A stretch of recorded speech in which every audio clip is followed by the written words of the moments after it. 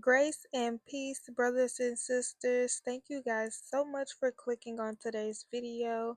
So we're going to go ahead and get started. I am blow drying my hair on freshly washed hair, and I'm using the Chi heat protecting spray in order to protect my curls.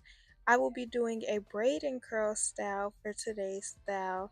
Honestly, I haven't done this style in such a long time, so this is my first time doing it in years, so long, y'all, that I don't even remember how long ago it was, but I do remember doing it. I just can't remember the exact year. And one thing I will say about this blowout is I do wish I would have blown out the root a little bit more. So that's a tip for you guys. Please, when you are doing this hairstyle on yourself, don't forget your roots when you are blow drying. And here are some of the products I used as well to style my hair.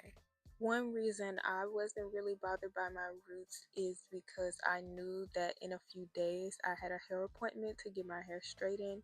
And I get my hair straightened maybe once a year, maybe once every 2 years, every now and then. It's not something I do often, but I do it routinely just to get my ends trimmed. And since I knew that I would be having heat on my hair again in a few days, I decided not to do too much with the heat this time, especially like trying to make sure my roots were all the way done. I really just kind of half did the blow drying of this, but that showed up in the results, so just keep watching. So let's get into the tutorial a little bit. I have these perm rods here, and I braided my hair all the way down and then used the perm rod to rod the ends of my hair. Now, particularly here, you want to be careful about how you clamp it. See, I clamped it on the back side instead of in front of the hair. You want to do this, clamp it in front of the hair so that it will stay.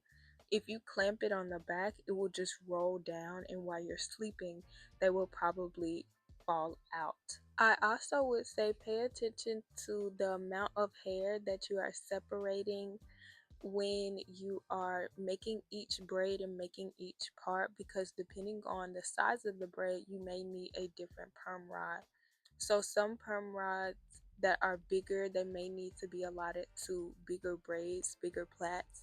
However, if you have smaller braids, maybe mini braids, you might want to use the smaller perm rods. Now, words like success, fail, hair fails, all of this, they're all like relative and subjective to me. Like, it really just depends on what you think about your hairstyle. So with this hairstyle, it wasn't necessarily a fail. It was just more so a lesson learned. That's what failure is to me. You hopefully learning a lesson for what you need to do different, um what you need to do differently moving forward. So I know moving forward that if I was to do this style again and want it to last maybe like a week, because I only wore this in for 3 days before I had my hair appointment. So if I wanted to make it last for like a week, maybe 2 weeks, I would definitely blow it out correctly. Make sure the ends are blown out as well as the roots. I would also make the parts a bit smaller. So I was just kind of making very large parts. Like this section here that I'm doing right now, it definitely could have been 2 braids. So making the parts smaller and then keeping them in longer. So I only kept this in, the rods in, for like less than 24 hours, honestly. So it probably didn't have enough time to set, fully dry at the roots.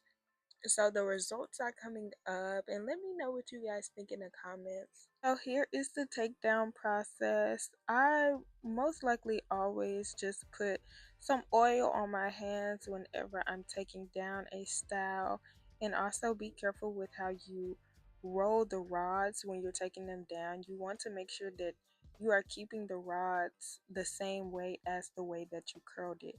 And after you curl it, you may want to curl it again with your fingers. But if you do that, make sure that it's going in the same direction that you rolled it. And another tip to help you with that is just, you probably need to roll the rods all in the same direction. That way you don't get lost or confused and have them rolling in different directions.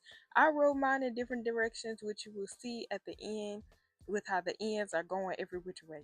Like I said, in the future, roll them the same direction. Like I said, this was nothing more than a lesson learned, and I'm glad I had this experience so I can share what I learned with you all watching so you guys can make the most of your braid and curl the first time. When it comes to taking these braids down, make sure you are unraveling the plaits gently. And also, when it comes to separation, that's up to you. I don't normally like to separate the first day, so I really didn't do much separating. But if you are into separating the first day, what you can do is once you take everything down, go ahead and just separate the curls where your hair naturally separates.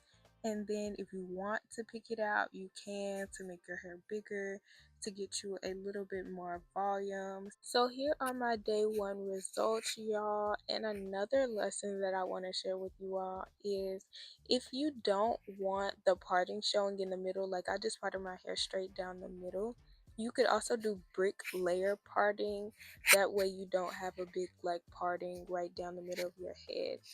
Also, here are my day two results the next day. Thank you guys so much for watching and have a blessed day.